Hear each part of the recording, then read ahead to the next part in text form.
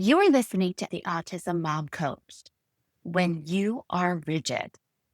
Hello, everyone. Welcome to the podcast. I am so glad you are here and I hope you are having a great summer. This week, I am bringing you another most valuable podcast episode about rigidity. Of course, rigidity is one of the things that we see and we look for and we expect in our children with autism by virtue of them being autistic, but it's also a trait that shows up in all of us, especially when we are stressed. I see this in myself and I see it all of the time with my clients. If something goes wrong, then everything is going wrong. If something happened one time, then it could happen every time. We all have these patterns of thinking. That is why it is so important to be aware of them because awareness is the first step in interruption. All right, everyone, I hope you enjoyed this podcast episode and I will talk to you soon. Hello, everyone, and welcome to the podcast. I'm so glad you're here and I hope you are doing well. We are doing really well here. We've been having such a great time in our new place.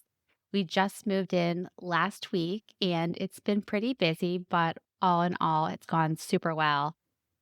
And the last thing that I moved from our apartment to the townhouse was the Lego Death Star. I have the job of figuring out how to transport this giant Lego set. Now, for those of you who are not familiar, the Death Star is from the Star Wars movies.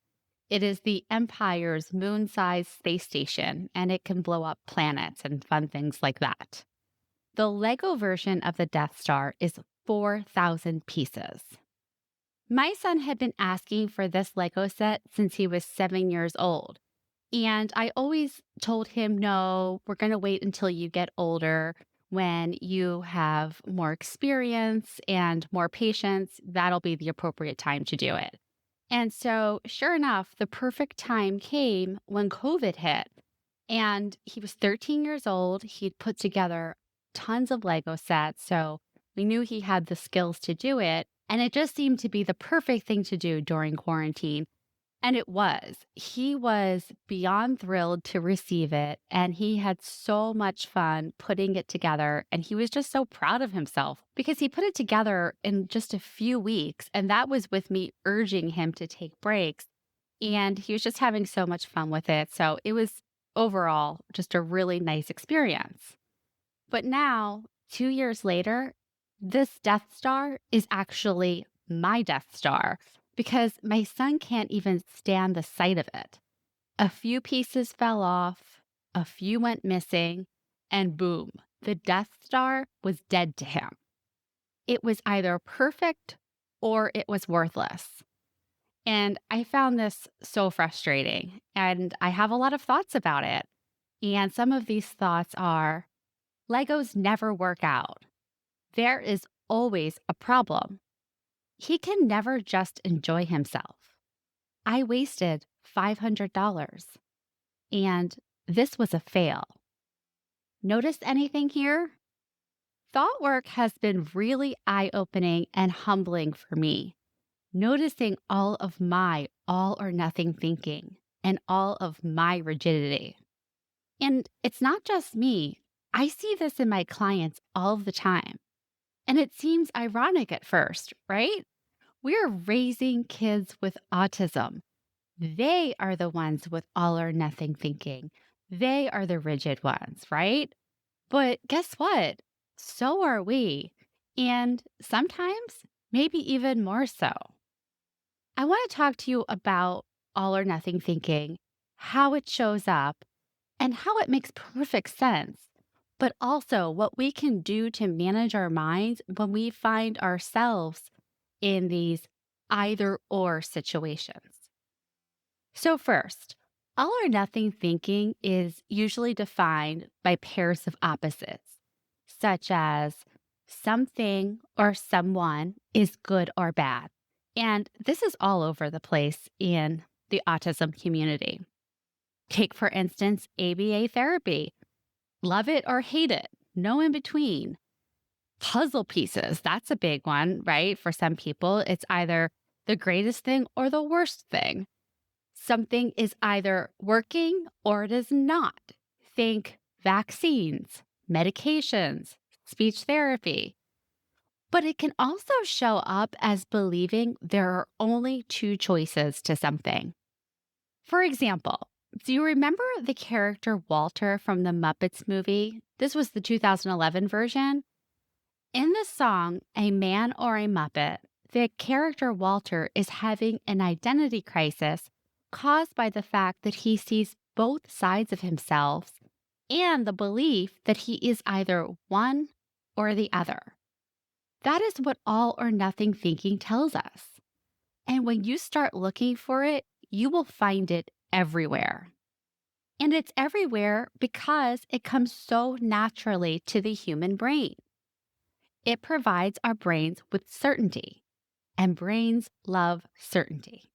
Certainty means safety. It means your brain gets to preserve energy because it does not have to think or ponder. You're either a man or you're a Muppet. No identity crisis. Simple. So take a look at your thoughts and see where this shows up. And I'm going to ask you a few questions here just to see if you see yourself in any of these.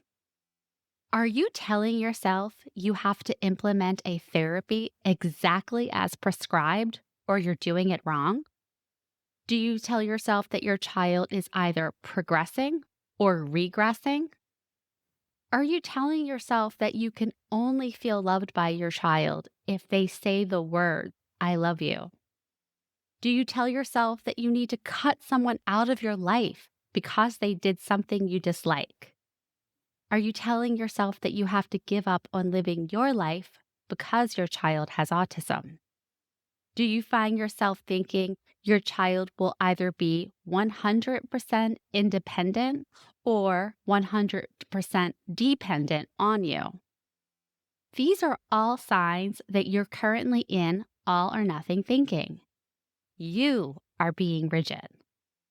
And while there's a lot of comfort for our brains in all or nothing thinking, there's a huge downside to it as well. When we view life at the extremes, we miss all of the nuance and possibility in between.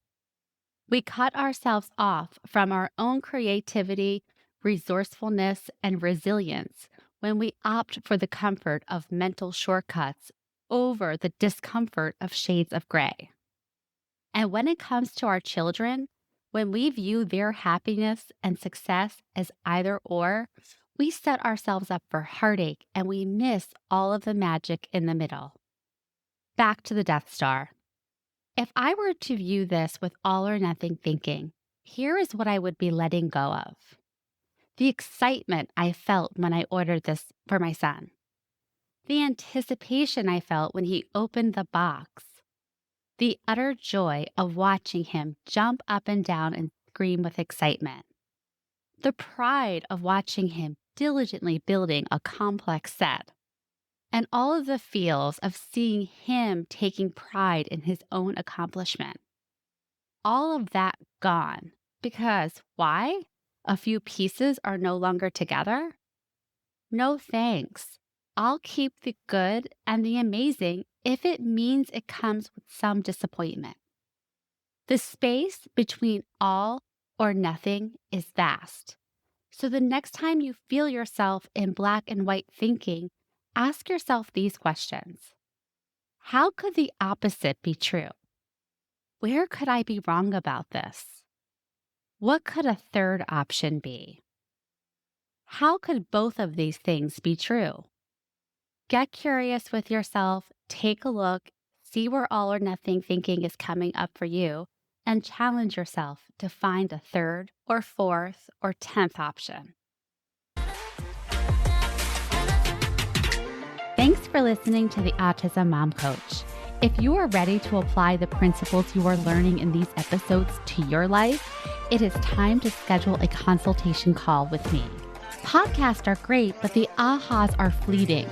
Real change comes from application and implementation, and this is exactly what we do in my one-on-one coaching program. To schedule your consultation, go to my website, theautismmomcoach.com, Work with me and take the first step to taking better care of yourself so that you can show up as the parent you want to be for your child with autism.